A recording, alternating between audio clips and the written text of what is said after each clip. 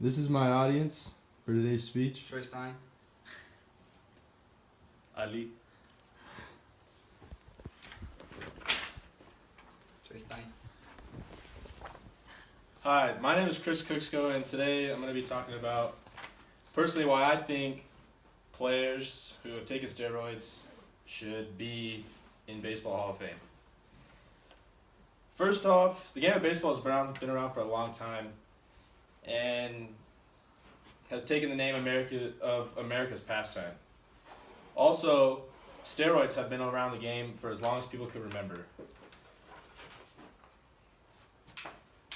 There have been many great players over the years that have taken steroids, and when some come to mind, Barry Bonds, Roger Clemens, Jose Canseco, and so on and so forth. And what these great players have in common is all Hall of Fame numbers.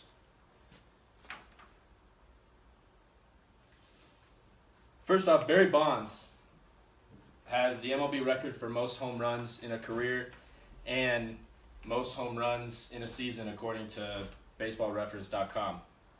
And just by that alone, that is definitely a Hall of Fame career, Hall of Fame resume. You know, someone who has 762 home runs and is not in the Hall of Fame is outrageous. There is no way someone with that kind of numbers should not be allowed to be in the Baseball Hall of Fame. Another thing with Barry Bonds, he has an MLB record. Personally, if you're allowed to have an MLB record, there's no reason why you shouldn't be in the Hall of Fame. Now, if they said, oh, you're not allowed to have the record because you were accused or you did steroids, then I could totally see that. But the fact that Barry Bonds still to this day has an MLB record for most home runs in a season and most home runs over his career, he should definitely be allowed to be in the Hall of Fame. Now, same thing goes for Roger Clemens, one of the greatest pitchers of all time. You know, people said that he was on the fast track to success when he first came up in the league. World Series champion, World Series MVP, multiple All-Star. Again, Hall of Fame resume, and yet has nothing to show for it because the I did steroids factor.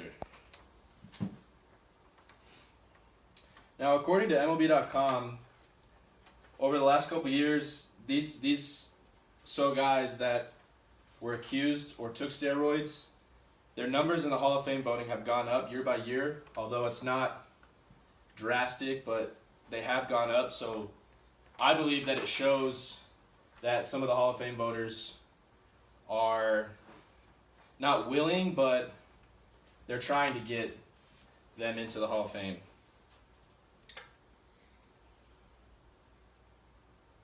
And personally, I think steroids, in a way, has saved the game of baseball, because back in the 90s when they had the holdout and the season started late, you know, fans come to fill the stadium to watch home runs, you know, to see 11 to 12 games, 10 to 9 games, extra innings, and so on and so forth. So with these guys that have taken steroids, yeah, they broke the rules, but at the same time, they're filling seats and they're giving the fans what they want.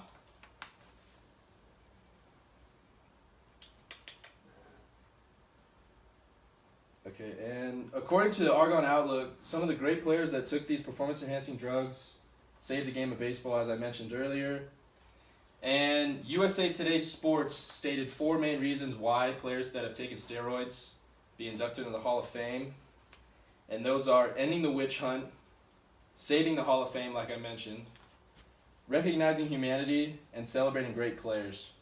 And first off, these players aren't robots. I mean, they're human. They make mistakes. Everyone makes mistakes. And the fact is, if you're accused of or get caught taking steroids, then there's a punishment that goes down. You get suspended for 80 games out of the 160 that are played.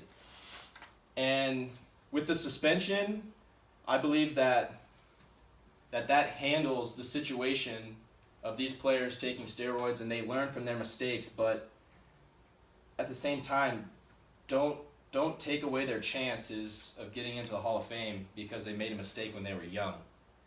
When they were 24-year-old kids coming up in Major League Baseball for the first time.